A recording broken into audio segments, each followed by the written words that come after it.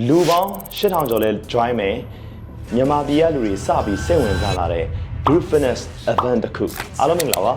level up with တပ်ပိုင်နေကြိုဆိုပါရစေကျွန်တော်တပ်ပိုင်မှာဒီနေ့ sharing လုပ်ပေးချင်တာကတော့ event တစ်ခုပါလူပေါင်း8000ကျော်လဲ join မယ်ကျွန်တော်တို့မြန်မာပြည်က fitness level တွေလဲစိတ်ဝင်စားလာတဲ့ group fitness festival တစ်ခုဖြစ်ပါတယ် so အဲ့ဒါကတော့ Ultimate Fitness Force 2025ဖြစ်ပါတယ် Ultimate Fitness Force 2025ကlargest Asia Group Fitness Festival လို့နာမည်ကြီးသလို John 9ရက်8ရက်စနေတနင်္ဂနွေမှာကျွန်တော် Bangkok Icon CN True Icon Hall မှာကျင်းပမှာဖြစ်ပါတယ် Let's Make Asia Pacific နဲ့ Fitness Fest တို့ပူးပေါင်းလုပ်ပြီးတော့ဒီ Ultimate Fitness Force 2025ကိုကျင်းပလာဖြစ်ပါတယ် so TUFF 2025လို့လည်းနာမည်ကြီးပါတယ် so ဒီပွဲမှာကျွန်တော်ပေးနေကြလက်ပတ်တွေ T-shirt တွေရမှာဖြစ်တယ်လို့ Fitness Fest မှာ7 day free trial ကတ်ကိုလည်းရရှိမှာဖြစ်ပါတယ်နောက်ပြီးတော့